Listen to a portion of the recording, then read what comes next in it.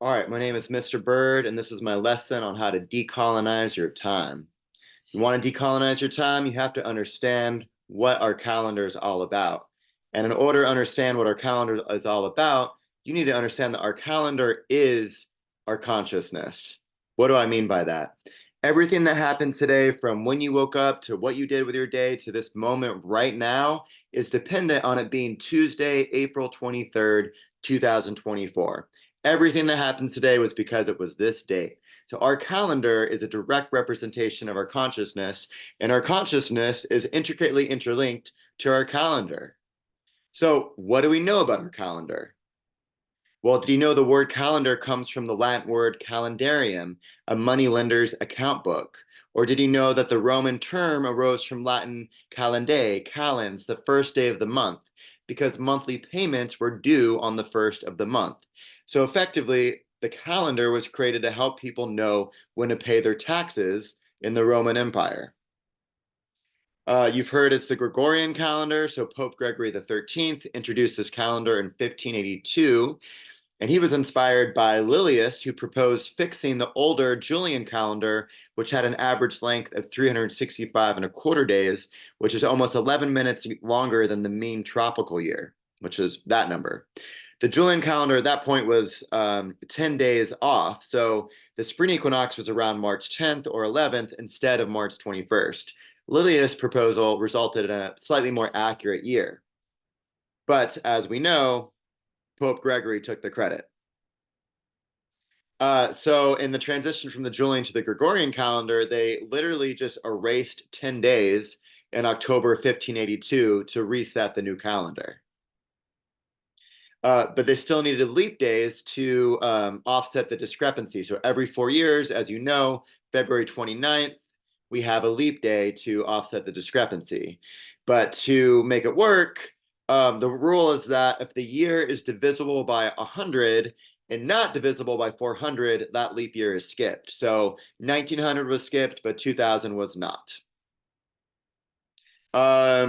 The root of the Roman calendar is a 10-month calendar that originally had the numbers correspond with the numbers of the month that it was. So originally September was the 7th month, but now it is the 9th. And originally October was the 8th month, but now it's the 10th. So why is that? And it's because Julius Caesar, when he died, it was decided that he needed his own month. So he got July.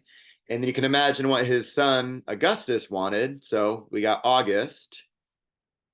And so our calendar is created so that people would know when to pay their taxes in the Roman Empire. It was instated by Pope Gregory the 13th in 1582, who effectively stole the idea from Lilius. It uses a system of leap years to make up the discrepancy from the true solar year.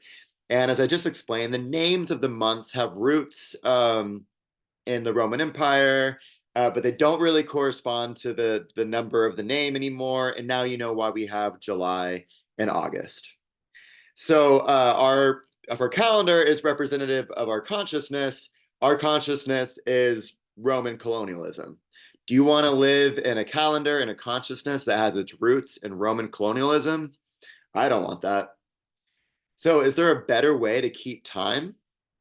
As Thomas Edison would say, there's a better way from everything. You just need to find it. One of the most obvious ways is through the moon. There is an average of 13 moons every solar year. An average of 28 days times an average of 13 moons is about 364 days. So a month is literally a unit of time that corresponds to the phases of the moon, which is the reason why the word month shares the same root as moon. Lots of indigenous cultures the world over honor the 13 moon calendar, as seen by this picture.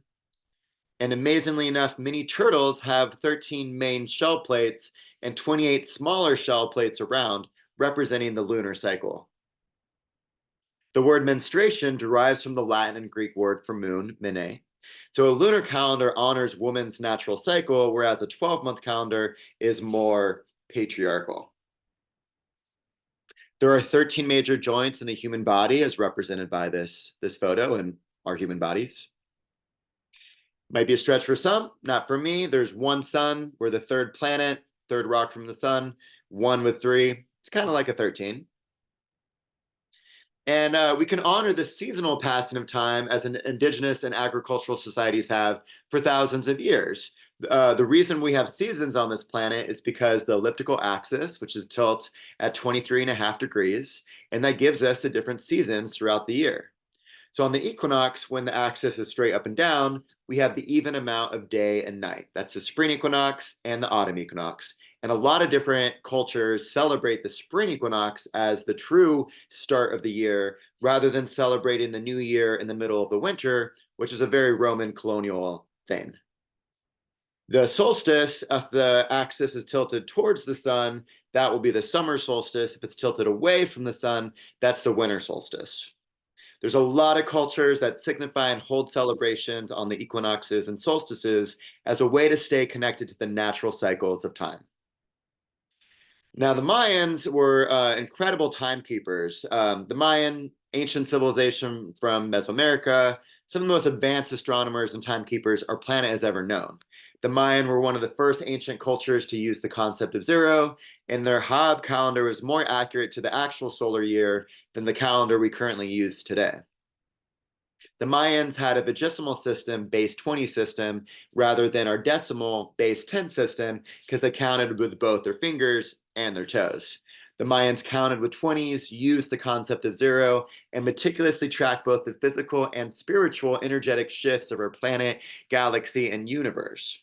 Now, timekeeping was so important to the Mayans that your birthday literally became your name. But instead of being March 21st, 1988, I would be like Obsidian Jaguar of the Harvest Moon, for example. We must recognize that our current calendar and therefore our consciousness is completely rooted in Roman colonialism.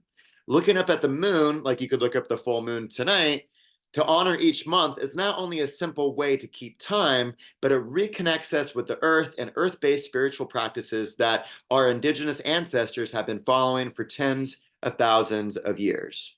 So, if you want to decolonize your mind, you got to decolonize your time. Bam.